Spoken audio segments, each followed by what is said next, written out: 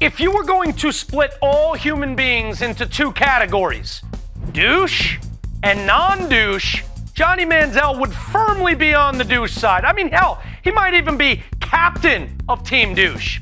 And it really wasn't a great year for Johnny Swan. In the last calendar year, 2016, saw him go from a talented yet very, very troubled professional athlete to going from someone that had been suspended by his league, cut, free agent, in all sorts of legal trouble, and fighting addiction left and right. Well, Johnny Manziel, even though he's only 24, seems to have maybe seen the light. Well, that's if you believe the tweets he's put out today, because he was on fire on his Twitter account, @JManziel2. Let's see the first one. And this is of many he tweeted out just today. Here is Johnny Manziel's Twitter account. Just had this brought to my attention. I'm not charging a penny for a damn selfie at the Super Bowl. Dumbest thing I've ever heard. If you've heard, Johnny Manziel is going to do an autograph signing in his native state, the Lone Star State of Texas. Charged $99 for autographs, and we heard $50 for selfies. Apparently, Johnny Manziel says, no way. And he goes on to tweet, I'm doing this signing for the people, especially Texans, who have stuck with me through all the mistakes I've made these past years. #true.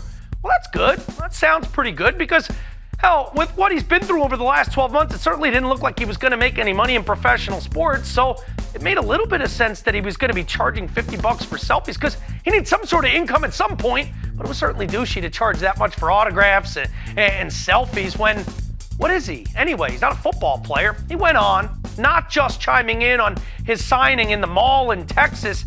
Haven't been this happy in a long time, man. I appreciate all the people in my life who reached out during the truly rough patches in 2016. Let's keep them rolling here because it does seem like there's an acknowledgement here. No lie. Look, he says it himself.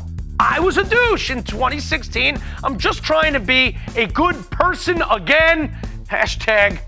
#lost in the sauce. That's for sure. Have to live these words, not just tweet them. This is the most important one as far as I'm concerned because I don't really care if he's going to charge $50 or no money at all for selfies because I'm not going to be in that line in that mall in Texas. And if he said before, if you look at his Twitter account, he said before, hey, I've got these rough patches, yet the people that are true to me stand by me, all this other crap, and it hasn't exactly awakened him yet. But if he does actually live by the words he tweeted there, and he doesn't just write them and hit send on his Twitter account, then maybe there is a future. And maybe it's not in the NFL, but maybe that future includes growing up a little bit and maturing.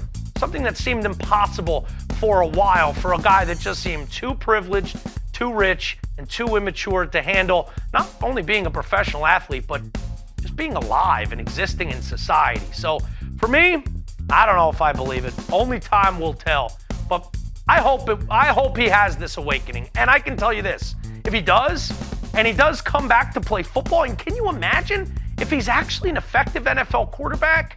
I think it'll actually go down as one of the greatest comeback stories we've ever seen in sports. But don't hold your breath, because as he said, he's on Team Douche.